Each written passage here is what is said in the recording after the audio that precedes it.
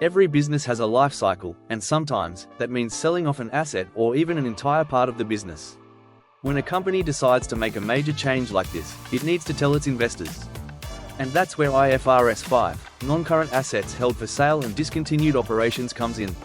This standard ensures that financial statements are clear, transparent, and provide a true picture of what the business is keeping and what it's letting go of. The first part of IFRS 5 deals with non-current assets held for sale. An asset or a group of assets is classified as held for sale if its carrying amount will be recovered primarily through a sale transaction, rather than through its continued use. But it's not enough to just want to sell it. There are very strict criteria for this classification. Available for immediate sale, the asset must be in a condition and location ready for sale. You can't have it tied up in operations or undergoing significant repairs. Sale is highly probable. This is a crucial hurdle. Management must be committed to a plan to sell the asset, an active program to find a buyer must have been initiated, and the asset must be actively marketed at a reasonable price. Completion within 1 year. The sale is expected to be completed within a year of the classification date. There can be exceptions for delays caused by events outside the entity's control. Once an asset meets these criteria, its accounting treatment changes significantly. So, what happens when an asset is classified as held for sale? First, its measurement basis changes. The asset is no longer measured at its carrying amount, but at the lower of its carrying amount and fair value less costs to sell.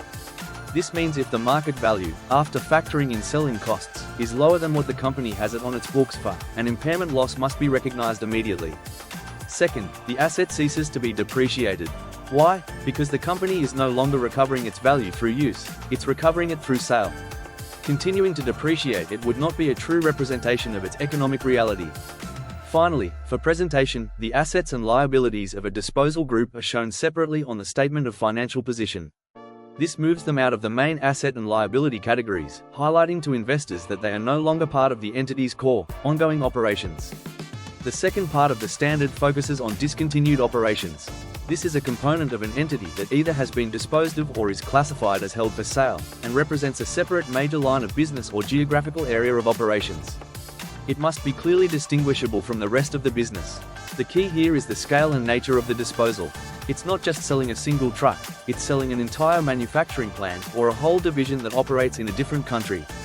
The standard's objective is to separate these results to give investors a better view of the company's continuing, core operations. The presentation of discontinued operations is where this standard has the biggest impact on financial statements. In the statement of profit or loss and other comprehensive income, the results of discontinued operations are presented as a single, separate line item. This single amount includes the post-tax profit or loss of the discontinued operation, the post-tax gain or loss on the measurement to fair value less costs to sell, or on the disposal itself. This single-line presentation is powerful because it cleans up the income statement, allowing users to quickly see the performance of the core business, without the noise of the discontinued part. Details and a breakdown of this single line are then provided in the notes to the financial statements. Comparative periods in the financial statements must also be restated to reflect this change. To wrap things up, IFRS 5 is a crucial standard for transparency. It provides a strict framework for classifying assets as held for sale, requiring them to be remeasured at the lower of their carrying amount and fair value less costs to sell, and to stop being depreciated. It also mandates the clear, separate presentation of discontinued operations on the financial statements, giving investors a cleaner, more focused view of a company's ongoing performance. By understanding IFRS 5, you can better analyze a company's financial health during times of significant change. It's the standard that turns a complex transaction into a clear and understandable financial report. Thank you for watching. Like and subscribe for more.